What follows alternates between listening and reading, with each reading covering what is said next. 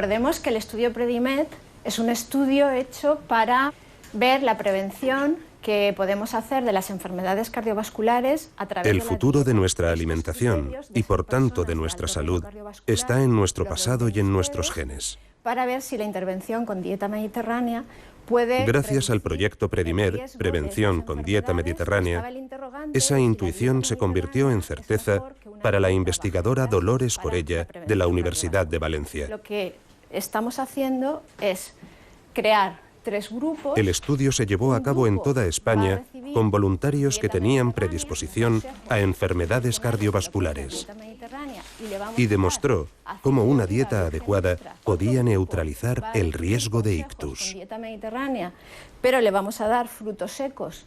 Y otro grupo que simplemente seguirá la dieta baja en grasas tradicional. Al final compararemos lo que ocurre en cada uno de estos grupos. Dentro del estudio Predimed, nosotros hemos visto que hay un gen que tiene un nombre un poco complicado. Todos los genes tienen unos nombres muy raros, pero este se llama TCF7L2. Pues este gen es un factor de transcripción. Lo que hace es hacer que otros genes se expresen o no se expresen.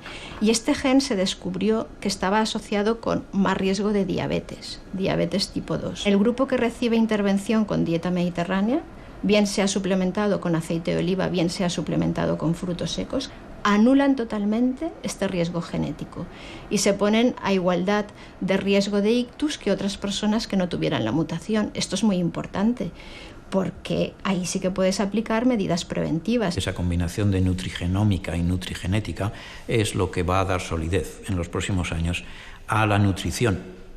O sea, antes preguntabas, bueno, ¿y qué ocurre con los alimentos cuando los empezamos a comer y tal y tal? Todo esto, naturalmente, la respuesta nos lo va a dar la nutrigenómica.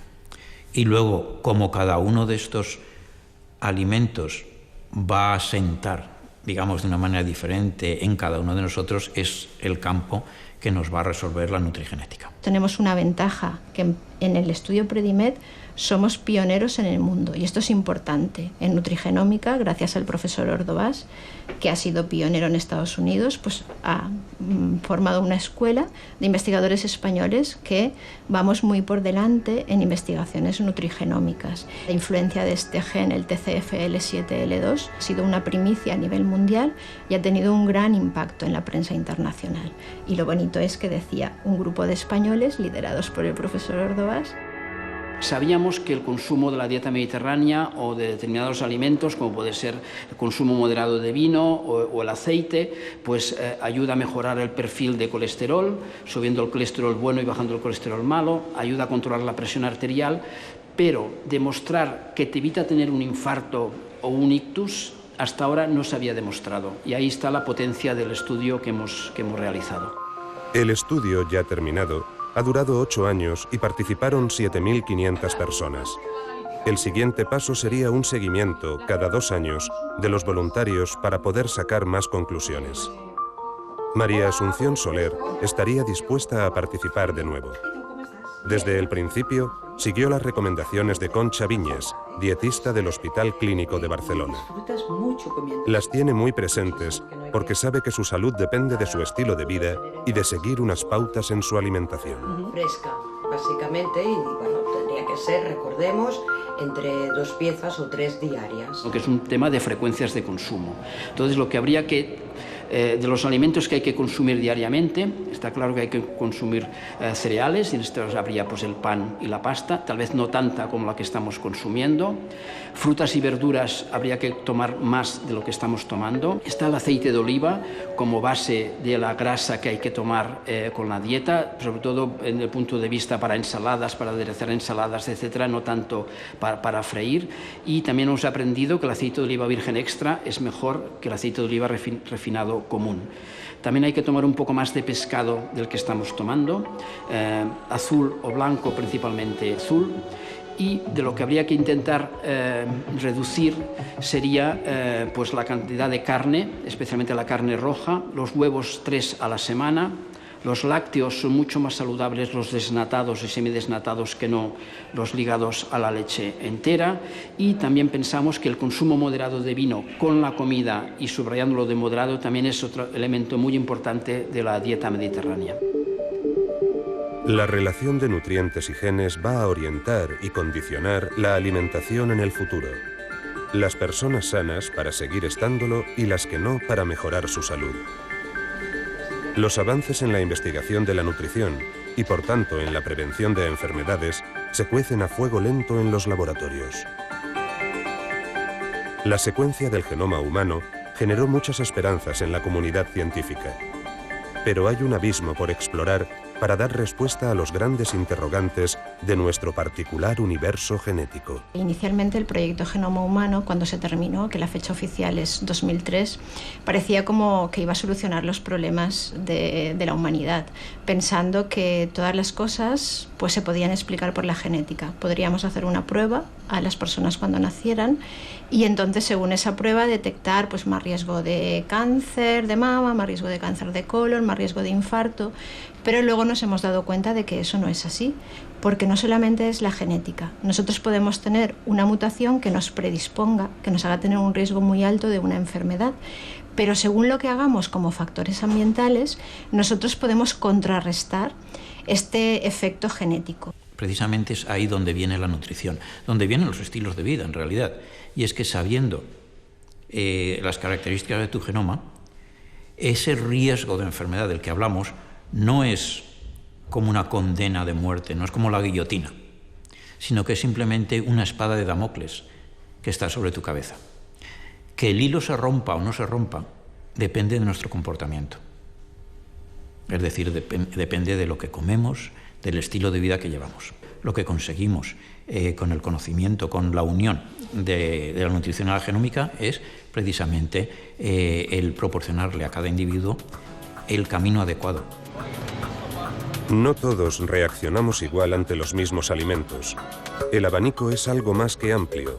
Y otro reto para los investigadores es neutralizar el perjudicial protagonismo de los llamados genes malos.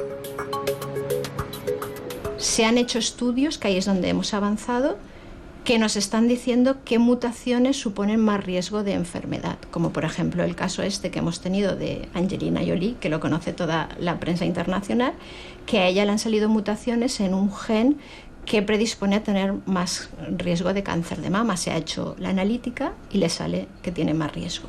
Eso es lo que sabemos. Lo que no sabemos es todavía, y es lo que estamos investigando, es cómo contrarrestar esos riesgos genéticos, porque lo que estamos viendo es que no todas las personas que tienen esas mutaciones de riesgo desarrollan la enfermedad, y eso también lo sabemos. Para la prevención es lo más bonito que nos podía pasar.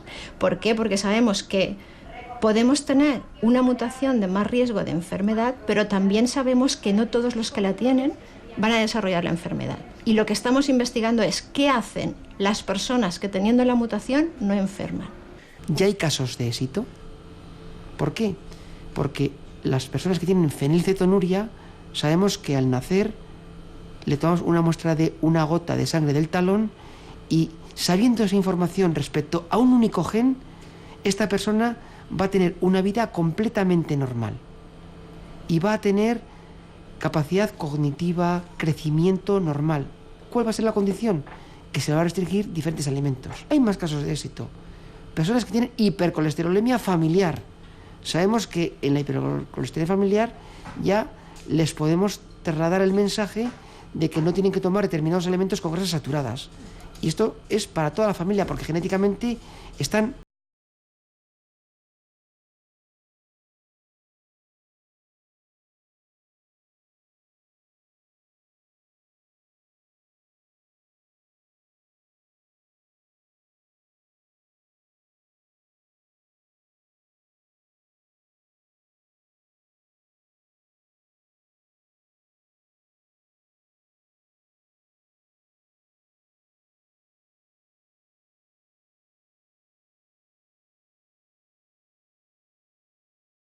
provienen de alimentos altamente procesados.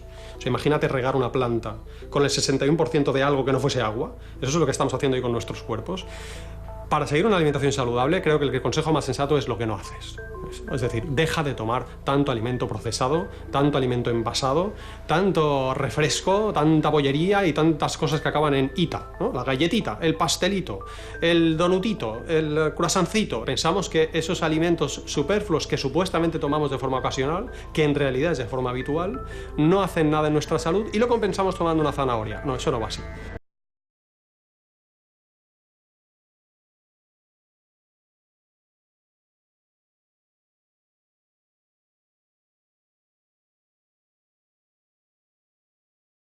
Necesitamos.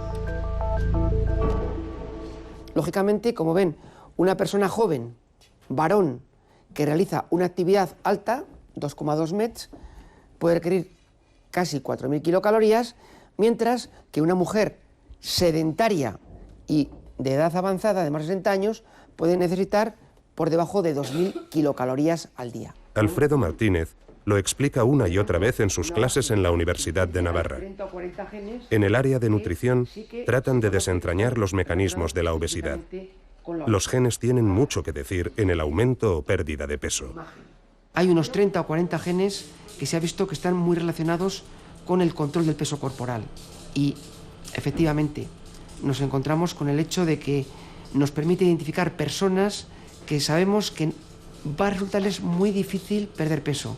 Pero también es verdad que con estos métodos genómicos estamos empezando a poder direccionar mejor los tratamientos. Hemos conseguido demostrar que con una dieta de 20-25% de proteína como fuente de energía y con 65 unidades de hidratos de carbono de bajo índice glucémico, las personas no ganan peso. De hecho, quizá la revista más importante del mundo, en New England Journal of Medicine, lo publicó porque demostraba que por fin se podía mantener el peso a largo plazo, no controlando la cantidad, sino fundamentalmente centrándonos en la calidad de los alimentos. Este éxito se tradujo en que la Unión Europea ha financiado un segundo proyecto que se llama Preview, que con el mismo tipo de dieta o muy parecida y añadiéndole la actividad física, lo que se ha pretendido es encontrar personas que son prediabéticas, con esta misma dieta y con actividad física, intentar que en los próximos 3 años no evolucionen a ser diabéticos. Pero en la obesidad también influye algo de lo que no se suele hablar mucho: la cronobiología, el ritmo biológico de los seres vivos. Cada 24 horas, el ritmo circadiano, nuestro cuerpo y sus diferentes órganos funciona como un reloj. Para nuestra salud es mejor que no haya desequilibrios en los ritmos, porque hay genes que se alteran con los cambios horarios, como ocurre también en el tejido adiposo. Tenemos horas en nuestra grasa corporal. Como tenemos horas en nuestra grasa corporal, esto significa que hay horas para acumular grasa y horas para movilizar grasa. Y eso está íntimamente relacionado con las horas que comemos y las horas que nos movemos. Hemos demostrado cómo en la hora de la comida, a la hora que tú comes, va a ser muy importante en un tratamiento de pérdida de peso. Por ejemplo, se ve que en España, que comemos al mediodía de media sobre las 3 de la tarde, aquellas personas que comen después de las 3, comen tarde, más tarde que los demás, pues haciendo el mismo tratamiento de pérdida de peso de unas 1.400 calorías al día, pues esas personas que comen tarde resulta que pierden hasta 4 kilos menos en el mismo tiempo de tratamiento, comiendo lo mismo y moviéndose lo mismo. Es decir, comer tarde hace que se pierda menos, que el tratamiento sea menos eficaz. Se han hecho estudios muy bonitos de poner a una serie de pacientes a dormir solo 5 horas. Nada, una semana. Y estos mismos pacientes dormir la hora normal, 8 o 9 horas, otra semana. Pues la semana que duermen solo 5 horas, en solo una semana se le alteran todos los ritmos, se le altera sobre todo lo relacionado con la insulina, la glucosa, desarrollan una resistencia a la insulina y una intolerancia a los carbohidratos, se hacen enfermos con una semana durmiendo muy poco. Los adolescentes que duermen menos están más cansados, se mueven menos, comen más y peor, están más obesos. Y como el resto de la población, cuando quieren arreglar el problema lo hacen tarde y mal. Se buscan remedios rápidos y se cometen más errores. La inmensa mayoría, reitero, de dietas que prometen milagros o no hay milagro o son perjudiciales o no vale la pena. Nos acerca el verano, hay que poner el bikini. Ahora tengo que perder los kilos que he ganado en meses, los quiero perder en días o en pocas semanas. Y entonces estos son carne de cañón de las dietas raras u originales. Aquí conviene también decirlo muy claro, no hay más cera que la que arde. Es comer menos y equilibradamente hacer más ejercicio, punto. Todo lo demás es literatura barata. Estas dietas milagro, que si la Dukan, que si las proteinadas, que si no sé qué, pues como se ha dicho más de una vez, tienen cosas buenas y tienen cosas originales. Pero las buenas no son originales y las originales no son buenas. Cuando hablamos los que nos dedicamos a la alimentación, mucha gente no lo cree porque tiene sus propias ideas.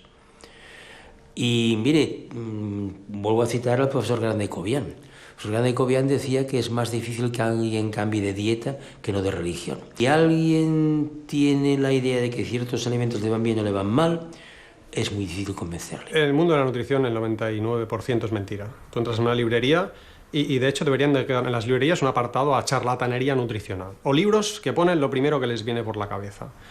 Tanto es así que yo creo que el consejo más sensato es no haga caso a nadie, a día de hoy. Hay consejos sensatos, sí, pero normalmente se mezclan con charlatanería peligrosa, con lo primero que les viene por la cabeza, ¿no? El consejo de coma más fruta, verdura, coma más integrales, coma más legumbres, es que se dice en 3 segundos. No hace falta un libro enterito. Diría que las frutas y hortalizas son de los únicos alimentos que podrían llamar saludables y que van a promover la salud y que son fundamentales. Y estas mismas sustancias que están en las frutas y hortalizas también están en la cáscara y en el germen de los productos integrales. De ahí que desde este medio de comunicación denuncie un poco las falsas pirámides de alimentos o las guías alimentarias no hechas en base a la evidencia científica. Tenemos que empezar a decir a la población que recupere el consumo de productos integrales. Estamos en una sociedad que ha refinado los cereales, que ha abandonado el consumo de productos integrales, que ha reducido el consumo de frutas y hortalizas y que en general ha reducido el consumo de alimentos de origen vegetal. Eso conlleva una disminución del consumo de fitoquímicos vegetales, unas sustancias muy importantes para la salud que solo las vamos a encontrar en el mundo vegetal. ¿El plato granero qué lleva? El plato granero es como un plato combinado, ¿vale? Lleva un poquito de ensalada, o lleva de cereal arroz integral, lleva repollo de verdura, tenemos lentejas y... Tendemos al vegetarianismo, tendemos a hacer una alimentación, las recomendaciones de la OMS, de la Organización Mundial de la Salud, es llevar una dieta lo más parecida al vegetarianismo. Puede haber presencia de alimentos de origen animal, como carnes, pescados, huevos, embutidos, y de entre ellos elegir preferentemente los pescados. Pero nuestra dieta mayoritariamente debe estar compuesta por alimentos de origen vegetal, y estamos haciéndolo totalmente al revés. Tenemos cosas en la cúspide, y en la cúspide lo que nos está diciendo de esa pirámide de los alimentos es alimentos que hay que consumir poco frecuentemente y en poca cantidad. Y conforme vamos bajando y llegamos hacia la base, vemos alimentos que hay que comer más frecuentemente y en mayor cantidad. Y ahí es donde tenemos las verduras, las frutas, las hortalizas. ¿Cuál es la dieta de los españoles si la ponemos en una pirámide? Y no la he puesto yo, no la pongo yo, la puso el Ministerio de Agricultura hace un par o 3 de años. ¿Qué hizo? Evaluó a la población española y la puso en forma de pirámide, representando de forma estadística cómo comemos. ¿Y cómo comemos? Justo al revés. Es decir, tomamos mucho cárnico, mucho alimento procesado, mucho embutido, y menos cantidad de frutas, hortalizas, legumbres, cereales integrales y frutos secos. Es decir, damos la vuelta a la pirámide. Uno de los defectos que hablaba antes de esa pirámide, a mi juicio, es que el primero y el segundo peldaño deberían de estar claramente intercambiados. Y esas frutas y verduras y hortalizas, productos de origen vegetal que están en el segundo peldaño, bajarla al primero. Y esos cereales fundamentalmente integrales o alimentos de origen cereal que están en el primero, subirlo al segundo. En España seguimos un poco anclados. En Estados Unidos ya han cambiado. La FDA ya ha cambiado el mensaje desde hace 3 años con su Choose My Plate. Ha quitado la pirámide y ha creado una herramienta que se llama Elige mi plato, en el que queda bien definido que las proporciones de los alimentos vegetales han de ser al menos la mitad de todo lo que tú comas en tu vida. España es el único país del mundo que incluye bebidas alcohólicas en las recomendaciones dirigidas a la población general. Creo que el lobby de las bebidas alcohólicas está haciendo un flaco servicio al conocimiento de la población con respecto al valor que nos pueden aportar estas bebidas. La búsqueda de la salud en los alimentos ayuda a crear falsas expectativas. La falta de cultura nutricional alimenta mitos y mentiras. Hay intoxicación informativa y poco sentido común. Todo es mucho más sencillo. Es lo que trata de trasladar en su popular blog el nutricionista Juan Revenga. Como consejo nutricional, el huir de aquellos alimentos que digan de sí mismos que son beneficiosos y comprar aquellos alimentos en los que nunca hemos conocido una alegación beneficiosa, por lo menos en la publicidad. Es decir, no conocemos alegaciones sobre la salud de los plátanos, ni sobre las lentejas, ni sobre el rodaballo, ni sobre los mejillones, ni sobre la pasta, ni sobre el arroz, ni sobre el pan. Quien lo fabrica o quien lo vende y lo distribuye no hace publicidad de sus propiedades saludables, y las tienen mucho más que los alimentos que sí dicen de sí mismos que son saludables. Estás delante de una salsa ligera que dice que tiene omega 3, que es muy bueno también para tu desarrollo cerebral, etcétera, etcétera. Olvídate, te vas, te comes semanalmente pues una ración de pescado azul o dos, a base de sardinas o de atún o de pez espada, y ten por seguro que estarás ingresando muchísimo más omega 3 que a través de estos alimentos. Algunos buscan en la alimentación ecológica la solución a una dieta sana. Mariano Bueno es uno de ellos. Su hábitat siempre ha sido la agricultura. Con sus publicaciones, trata de convencer sobre cómo la salud mejora con dieta vegetariana, especialmente si es de cultivo cercano y ecológico.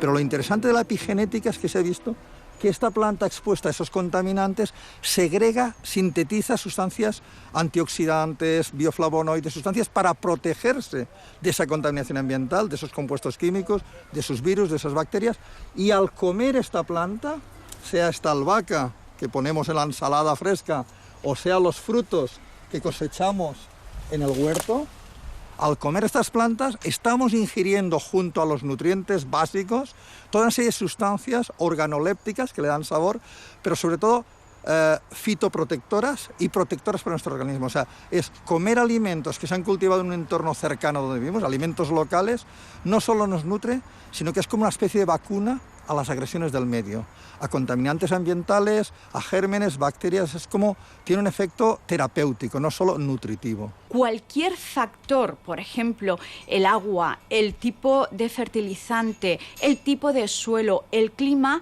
incluso el momento de recolección de un alimento va a influir sobre la composición y, por lo tanto, sobre el valor nutricional del mismo.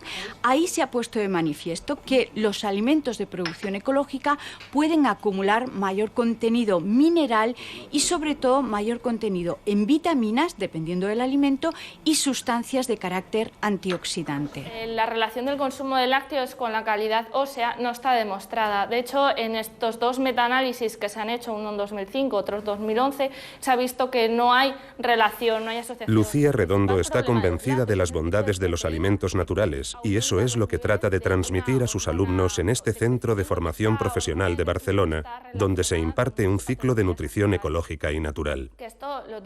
Esta vez, en su clase, alerta sobre el abuso de los lácteos. En realidad el calcio, como veis en esta diapositiva, lo podemos obtener con otros alimentos, ¿verdad? Podemos obtenerlo con semillas de sésamo, con crucíferas, con almendras incluso, y estas serían un poco las... También le preocupa mucho el consumo de alimentos procesados y el exceso de azúcar. Para prevenir el riesgo cardiovascular, lo primero que habría que hacer es quitar el azúcar antes que las grasas. O sea, es más importante el azúcar. Y creo que es un problema porque hay un excesivo consumo. O sea, ya no solo pues el azúcar que te puedes echar al café o a la infusión, sino pues los cereales de desayuno están cargados de azúcar, las salsas, los embutidos, pues un montón de productos que no te das cuenta, que no sabes que estás ingiriendo azúcar, y luego muchas veces porque está oculto y no lo ponen ni siquiera en la etiqueta como azúcar directamente, ¿no? Pues hablan de glucosa o dextrosa o fructosa o jarabe de maíz, y todo eso es como el azúcar o incluso peor. Entonces hay que tener mucho cuidado con esto. Lo ideal para saber lo que comemos es consumir alimentos naturales, alimentos que da la tierra directamente, con la menor transformación posible y con los mínimos tóxicos posibles. Puedes comerte una manzana y la cantidad de pesticida que hay en una manzana, en la piel de la manzana, es muy poca, pero el problema es que se suma el pesticida de la manzana con los pesticidas que hay en la carne, con los pesticidas que hay en el huevo, en las verduras, entonces se va sumando y ese es el problema. La alimentación siempre ha sido artificial. Es decir, vete a la selva a ver qué puedes comer, porque la mayoría de las plantas que encuentres serán tóxicas y la mayoría de los animales te comerán antes ellos a ti que tú a ellos. Entonces, toda la vida hemos domesticado las plantas, hemos criado a los animales y eso es tecnología. Entonces, ahora dicen que comer natural, nada de lo que comemos es natural. El tomate silvestre vive en los Andes, aunque fue domesticado en México. Hay varias especies, son pequeños y tremendamente tóxicos. No te los podrías comer. Los tomates hermosos que ves son fruto de miles de años de ir seleccionando.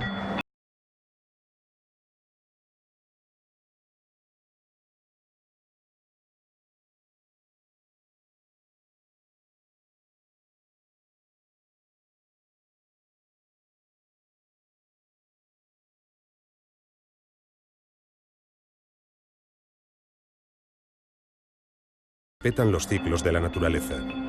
Son partes de las reglas de la cocina biodinámica.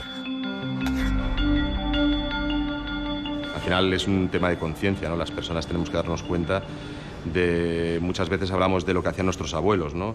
Y hemos olvidado un poquito esta transmisión histórica de recuperar cosas o del aprendizaje que teníamos a nivel familiar, estructural, cuando teníamos campos, de cómo hacía el abuelo. ¿Cuándo plantaba los ajos? Nunca en luna llena. O cuándo se recogían las patatas. Yo creo que es importante y que el producto se nota, se diferencia muchísimo. Adaptarte tú sobre todo a los ciclos naturales y no exigirle a la tierra lo que no te puede aportar.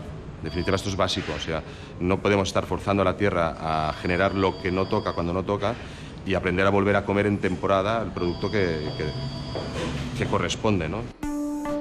La huerta y la cocina no son los únicos escenarios donde se libra la batalla por la búsqueda de una alimentación saludable. Hay otro frente en los laboratorios, como este de Valencia, donde desarrollan ingredientes funcionales para reforzar la dieta de determinados segmentos de la población que por distintas causas, edad, embarazo, úlcera, intolerancia al gluten, pueden sufrir deterioros en su metabolismo y necesitan alimentos con probióticos. Los probióticos son una serie de microorganismos, seres microscópicos, fundamentalmente bacterias, que habitan usualmente en nuestro tracto digestivo y que ejercen una función positiva sobre nuestra salud intestinal que luego repercute en nuestra salud general. Hasta hace unos años eran unos enormes desconocidos, pero la gente debe saber que si pesa 70 kilos, 1 kilo de sus 70 kilos son esos microorganismos que tenemos en el tracto digestivo. Y los probióticos son la parte de esos microorganismos que nos ayuda positivamente en nuestra salud. Por lo tanto, tener un aporte extra, sobre todo cuando uno padece ciertos problemas como pueden ser inflamación intestinal o alergias alimentarias, puede ser muy positivo el aporte de probióticos en una alimentación convencional. El estómago, el intestino delgado y el intestino grueso. La estrategia para la prevención de muchas enfermedades relacionadas con la dieta pasa por conocer la interacción de los alimentos y las bacterias del intestino. Es lo que hace este simulador gastrointestinal, único en España, y que reproduce el funcionamiento de nuestro sistema gástrico. Se trata de un sistema que simula el tracto gastrointestinal del hombre, que es el primer órgano al que se enfrentan o que se encuentran los alimentos una vez que son ingeridos. Y es un sistema que tiene gran interés, sobre todo en el estudio de los mecanismos de acción de esas interacciones a nivel de alimentos y las bacterias del intestino, que, como digo, en estas interacciones están basadas muchas de las prevención o de los conocimientos que se están desarrollando para prevenir enfermedades relacionadas con la alimentación y con la dieta. Los microbios que conviven con nosotros en el aparato digestivo, en el intestino, proporcionan 100 veces más genes que nuestros propios genes. Es decir, proporcionan una actividad, digamos, de transformación, de digestión, que es muy superior a lo que nosotros podemos hacer. Tenemos una parte muy importante de nuestro cuerpo que lo forman parte estos, seres que conviven con nosotros y que nos van a ayudar a aprovechar las propiedades saludables de los alimentos. Una vez que conozcamos cómo afectan estas bacterias a la salud, podremos o bien modificar esas bacterias de manera que podamos transformar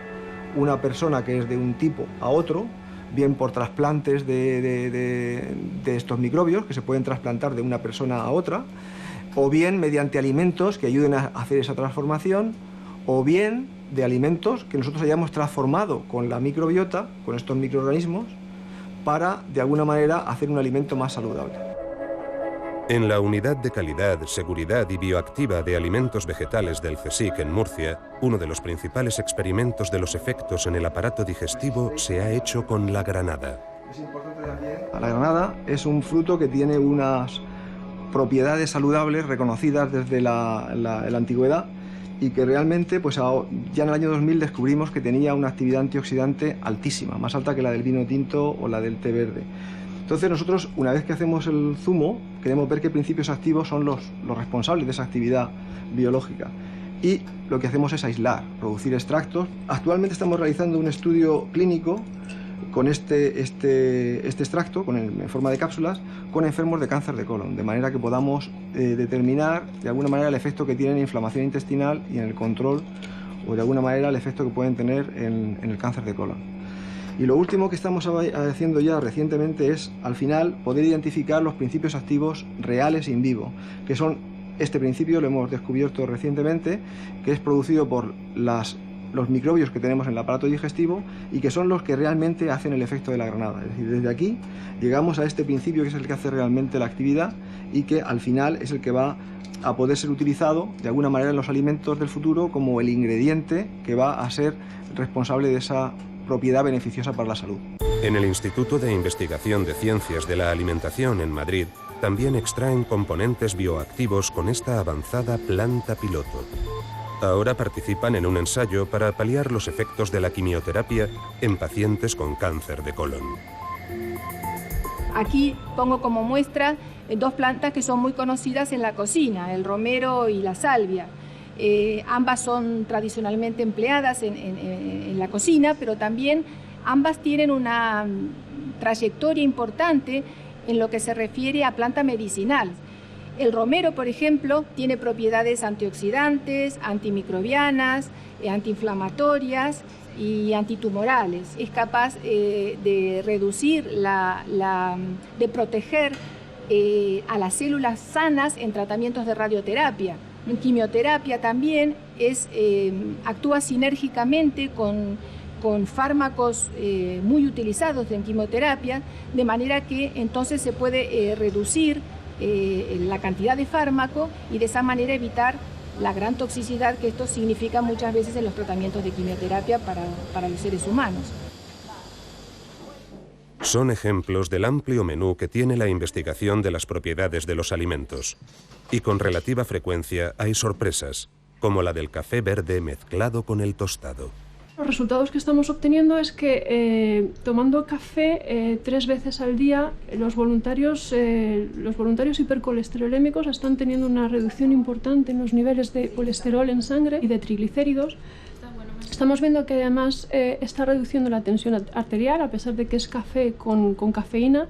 El efecto a largo plazo, después de estos meses de intervención, les está produciendo un descenso de la tensión. Los voluntarios no son personas obesas y aún así estamos viendo que, sin alterar el consumo genérico de otros alimentos, están reduciendo significativamente el peso corporal y sobre todo la grasa corporal. Siempre se asocia el café a una subida de la tensión, y eso es cierto, sube la tensión, pero eso es un efecto inmediato. A largo plazo no tendría ese efecto negativo. Con el cacao también hemos hecho distintos tipos de investigación. También hemos realizado ensayos en humanos, en voluntarios.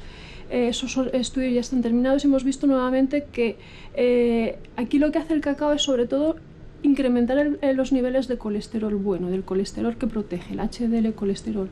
También reduce inflamación. Estamos hablando de un producto soluble de cacao, no estamos hablando de chocolate con su grasa y demás. Nos hemos focalizado mucho en tomate y también cómo afecta todo lo que es la cocina, la cocción en el tomate, ¿no? Nosotros en el tomate lo que observamos es que si lo damos en forma de salsa y además añadimos aceite, aumentan mucho las propiedades antiinflamatorias, porque aumentamos la absorción, aumentamos lo que se conoce como biodisponibilidad de todos los compuestos beneficiosos del tomate. Que a veces se dice, es mejor la verdura cruda. Depende, porque el tomate es una hortaliza y si la tomas en forma de salsa, aún absorbes muchos más estos compuestos beneficiosos que tiene el tomate. Nuestro cuerpo se oxida y envejece. Los alimentos con propiedades antioxidantes palían ese deterioro. Los suplementos antioxidantes se han convertido en las estrellas de las estanterías de farmacias y supermercados. Es otra de las burbujas que a veces se generan con la alimentación. La exagerada creencia en los poderes curativos de los antioxidantes tiene sus riesgos. Esto es un peligro y está en Internet y en muchos productos que se ofrecen en el mercado. Y es que se ofrecen antioxidantes en una dosis que es superior a la que ninguna población humana ha tomado nunca. Y entonces esto en este momento es un peligro y se pueden convertir, porque cuando los antioxidantes se toman en exceso, no son antioxidantes sino prooxidantes y tenemos el efecto contrario. Y hay casos de estos muy clamorosos. Incluso lo que consideramos como alimentos muy buenos no quiere decir que más sea mejor. No se ve que hay una relación directa entre más de ese alimento o más de ese nutriente y más salud. De hecho, lo que se ve normalmente es lo que llamamos una curva en U o una curva en J. Es decir, que hay un punto óptimo en el que ese alimento beneficia, pero si pecas por exceso o por defecto, ya no es así. Todo lo que tenemos ahora mismo de suplementos que tenemos en el mercado, productos lácteos con omega 3, con antioxidantes, con fibra, en todo tipo de alimentos. Hoy día todo lo va enriquecido, que se va enriquecido con isoflavonas, con calcio, con vitamina. Entonces, si hubiera una dieta mediterránea, no haría falta ningún suplemento ni ningún ingrediente funcional, que es lo que estamos haciendo ahora. O sea, que en realidad lo que estamos haciendo ahora, pensando en que cambiar los hábitos de alimentación de una población es muy difícil, a lo mejor irreversible, pero bueno, quizá no, pero es muy difícil.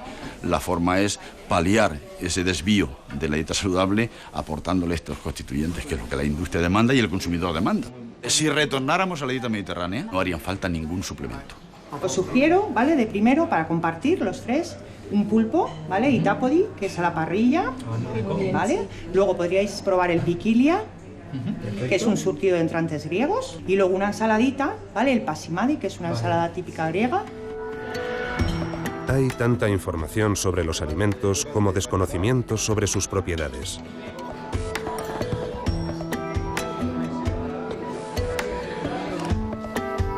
La plataforma de intervención nutrigenética del Instituto Madrileño de Alimentación dispone de un banco de datos para ayudar a la investigación de los efectos de los alimentos.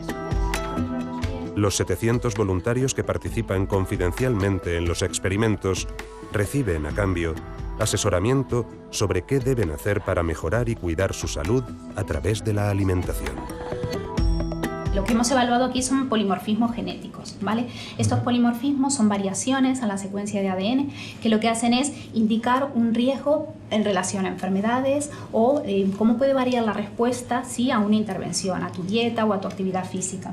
Esto no implica que tengas la enfermedad, ¿vale? Simplemente indica un riesgo de padecerla. Es verdad que la nutrición personalizada, basada en criterios genéticos, ya se puede aplicar en algunas personas concretas. En definitiva, el campo de la nutrigenética, quizá en 5 o 10 años, ya se habla de que va a haber personas que puedan llevar su genotipo impreso en una tarjeta. Te recuerdo que lo que hicimos es, a partir de esa muestra de saliva, le hemos analizado esos 21 genes que son los que tienen evidencia científica demostrada, y en función de esos genes, esas variables genéticas, vamos a ir viendo dónde existe riesgo o no. Tienes una predisposición genética a la obesidad, una predisposición genética a la diabetes tipo 2 y una predisposición genética a la hipertensión, ¿vale? Quiero insistir mucho, Javier, que tengamos una predisposición genética a una patología no implica que vayamos a desarrollarla al 100%. Aunque no es oro todo lo que reluce, ya hay laboratorios que ofrecen test genéticos para detectar la predisposición a determinadas enfermedades y cómo cambiar los hábitos nutricionales para evitarlas. Lo que vamos a hacer es un programa global, un programa de salud para, desde un punto de vista integral, dar una serie de consejos que le van a servir para toda la vida a esa persona. Los alimentos no son medicinas, pero ¿pueden llegar a curar? Hay gente que de manera así trivial, coloquial, dice, bueno, el aceite de oliva es un medicamento. No, afortunadamente es un alimento que es mucho mejor. Todas las cosas porque el placer de tomar aceite de oliva nunca se tiene cuando se toma un medicamento, por bien que esté preparado. El alimento sin duda ninguna previene, ya lo sabemos, previene el cáncer, previene la enfermedad de Alzheimer, los problemas cerebrales, la osteoporosis, la enfermedad cardiovascular. Ahora, si existe enfermedad cardiovascular y tú tratas y esa enfermedad vuelve hacia atrás, quiere decir que tú estás ejerciendo un efecto curativo o de resolución de esa enfermedad. Lo que quiere demostrar el proyecto Cordiopred es si el tipo de dieta influye en el riesgo de sufrir nuevos episodios cardiovasculares en pacientes que ya han tenido un infarto o angina de pecho. 5 años durará este estudio, iniciado en noviembre de 2009.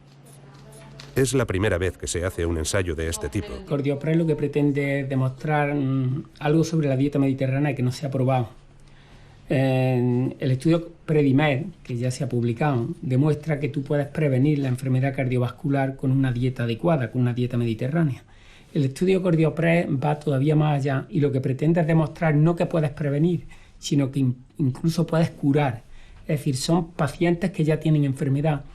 Por tanto, el beneficio de disminuir que esas personas que tienen enfermedad tengan más episodios cardiovasculares supone que estamos nosotros ya tratando una enfermedad que existe, es decir, estamos en la vía de la curación.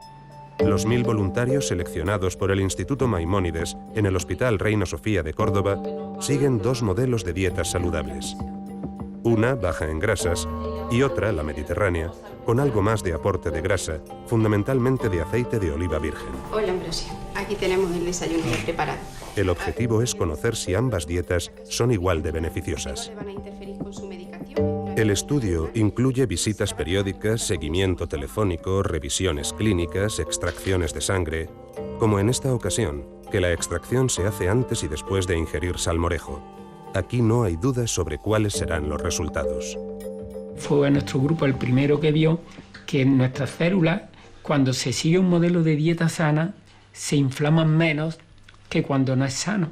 O más interesante, también nosotros fuimos pioneros en ese descubrimiento, es que esos fenómenos tan impresionantes como es la inflamación o la oxidación de nuestras células mejoran sin necesidad de seguir una dieta durante 1 mes o 2 meses, sino que nosotros hemos hecho estudios en que en 3 horas sacamos células, damos un desayuno, varios desayunos, a las 3 horas volvemos a sacar esas células y las células, cuando el desayuno ha sido sano, esas células tienen menos oxidación, menos inflamación, etc. O sea que el hecho cronológico de que uno se beneficia de la dieta de una manera inmediata, en pocas horas, y no necesita meses o años, es un tema muy importante, porque eso quiere decir que para mejorar y corregir nuestro organismo, cualquier momento es bueno. Por el hecho de tener X años, no se puede tirar la toalla. Pero si el ser humano fracasa en su capacidad para evitar la oxidación porque come muchos alimentos, porque estos no son sanos, entonces esta oxidación se sale del límite e inflama el organismo. Esa inflamación inflama la arteria, inflama el cerebro, la inflamación está detrás del cáncer, la inflamación está detrás del deterioro cognitivo, del Alzheimer, de la enfermedad reumática, de las cataratas, de la enfermedad cardiovascular. Entonces, este fenómeno de oxidación, si uno lo tenía que tener cuando tuviera 80 años, porque al final el organismo es finito, si se oxida más rápido, porque resulta que no se cuida en su dieta y en su estilo de vida, le pueden aparecer enfermedades de los 80 aparecerle a los 40. Nuestra salud futura depende de cómo nos alimentamos hoy y cómo nos alimentábamos ayer. De nuestros hábitos de vida, de los aciertos y errores que han heredado nuestros genes. El reto de los científicos es recomponer el equilibrio de los genes y su entorno y lograr personalizar una ruta para cada uno de nosotros. Alimentación a la carta, medicina personalizada. Es el futuro inmediato para una buena salud nada más nacer. Eso no lo considero en estos momentos ciencia ficción, en absoluto. Lo considero como una realidad de nuestro futuro. Vamos abocados a ello. Todas las pistas que tenemos en estos momentos en la investigación que hacemos en tantos y tantos laboratorios en el mundo indican que eso va a ser lo que va a ocurrir. Lo que no sabemos es en qué momento. Que lo que pretendemos con la personalización es que cada uno de nosotros se le pueda agrupar en un conjunto de individuos que son similares. Es decir, que no estamos hablando de millones de recetas diferentes para personalizar. A lo mejor lo que estamos hablando es de 10, 15, 20 combinaciones diferentes de hábitos nutricionales. Una puede ser, pues lo que hemos dicho, la dieta mediterránea puede ser uno de esos conjuntos, ¿no? nutricionales o hábitos nutricionales que son especialmente buenos para un conjunto determinados de individuos que resulta que somos probablemente los que vivimos en la cuenca mediterránea, ¿no? Pero si nos vamos a Asia, pues la historia será diferente. Pero estamos en el principio. Cada puerta que se abre nos lleva a otra y esta a otra. Cada vez aparecen más piezas para encajar. Es una carrera de fondo hasta descubrir todas las variables de la incidencia de los alimentos en nuestro organismo. Y resulta que nos hemos encontrado con unas moléculas nuevas que llamamos microARNs, que como su nombre lo indica son ARNs que son muy pequeñitos. Los ARNs, como sabemos, son los que llevan la información desde nuestros genes para convertir esa información en las proteínas que van a hacer que toda nuestra maquinaria funcione. Es posible que alguno de estos microARNs que estén, digamos, regulando nuestros genes, resulta que vengan de nuestros propios alimentos, lo cual abriría una nueva era de la investigación nutricional que es totalmente desconocida en estos momentos. Tenemos ya evidencias de que hay una mutación genética que confiere a las personas más riesgo de tener un ictus, pero a su vez está regulado por un microRNA que a su vez lo podemos regular por los ácidos no saturados de la dieta, que serían tanto los monoinsaturados procedentes de aceite de oliva como los poliinsaturados. Es totalmente apasionante, muy complejo, va a requerir muchos años de investigación, pero absolutamente apasionante, y las aplicaciones a largo plazo yo veo que sí que van a ser tangibles. Estamos componiendo el paisaje y seguiremos haciéndolo hasta que